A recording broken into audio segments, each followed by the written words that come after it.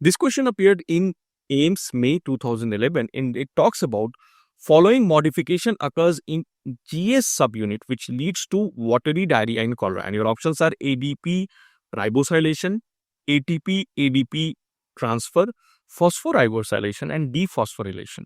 Now, why I am discussing such old questions is to make you understand that this was a high-yield topic 15 years back and this is a high-yield topic again. Many students will limit themselves to solving only past 4-5 years NEET PG questions or INI or AIIMS questions. But remember, if you really want to understand the entire canvas of high-yield topics, and you can be very confident that almost 70-80% questions come from whatever high-yield topics you prepare, you have to go at least 10 years back. Okay, so let's learn about cholera toxin, which is a very high-yield topic. The entire cholera itself as a topic is very high-yield topic, but a lot of questions have been come on cholera toxin. So what is the mechanism? If we see, this cholera toxin is made up of two subunits, subunit A and subunit B. Subunit B is basically a pentameric, which means 5 identical units attached together. Now they attach on the intestinal cells via GM1 receptors. Again, a very important question. Now, once they attach, they are endocytes and they are taken to endoplasmic reticulum. And what happens in endoplasmic reticulum? The subunit A gets detached. And that subunit A basically will get attached to GS alpha, alpha subunit of the GS enzyme.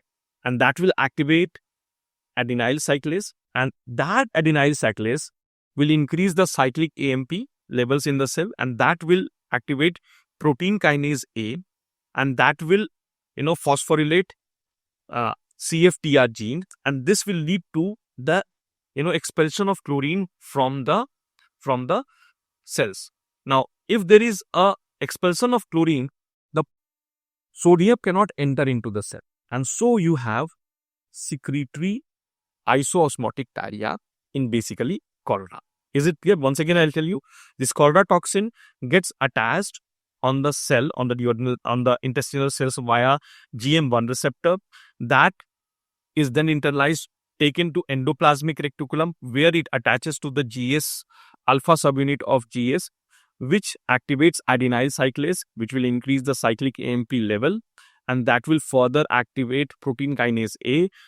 Okay, leading to changes in the CFTR, and that will lead to expulsion of chlorine from the cell. And because chlorine is pushed out, even sodium and water will be pushed out, and this will lead to isoosmotic secretory diarrhea. Is it clear? So this is mechanism of cholera toxin. Now another very important high-yield point, and frequently they have been asked, is basically what are the important mechanisms by which various bacterial toxins are acting. And again, so many times they have been asked in the examination. So let me list that for you and make sure that you remember this list, because it's a very high topic. So when we talk about mechanism of action of bacterial toxins, it essentially falls in one of these 3 important categories. So one is they will act by increasing cyclic AMP level. The second is they will act by increasing cyclic GMP level. And the third is they will act by inhibiting protein synthesis. Okay, and I'm trying to make this table simple. I'm not going to go into very detail, but still, if you know this detail, you will be able to answer any question. So what are the toxins which increase the cyclic AMP level? So the first we've already seen here, Vibrio, cholera. Second importance is body produces. Third is Bacillus thuringiensis, and fourth is enterotoxin E. coli. Okay, so enterotoxin E. coli has 2 toxins. One is a heat labile toxin, which means that toxin gets destroyed by heat, and one is the heat stable toxin, and that heat stable toxin of ETEC, that is enterotoxin E. coli, acts by increasing cyclic GMP.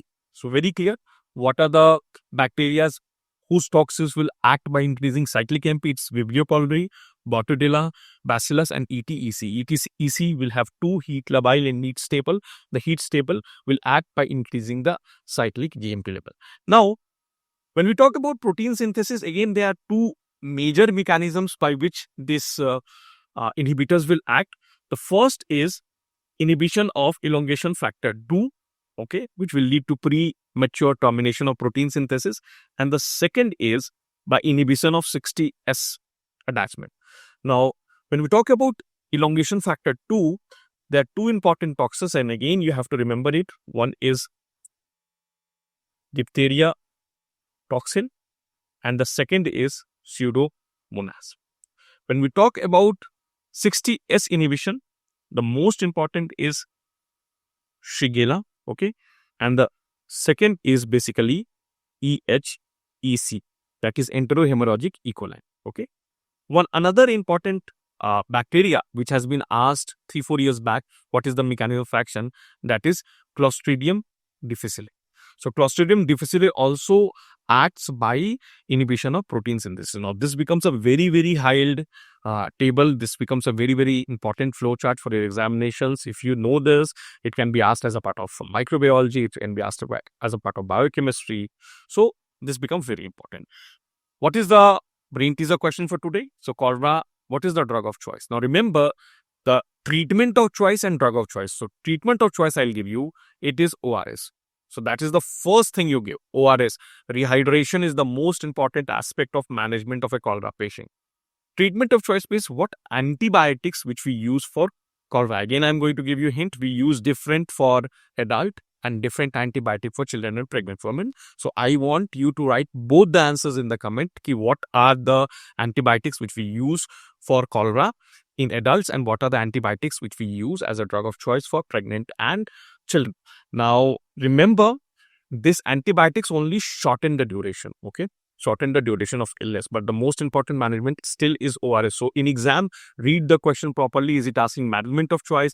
Is it asking drug of choice? Before we start our session, let me tell you about a few tools which will be very useful for your PG entrance examination. The first thing is a Q bank. All of you should have a very, very good Q bank, and here I am talking about Medico Apps NEET PG Plan A, which has both Q bank as well as test series. Now, how it is different from all the other Q banks is, most of the other Q banks focus on new questions. This Q bank is heavily focused on your PYQs.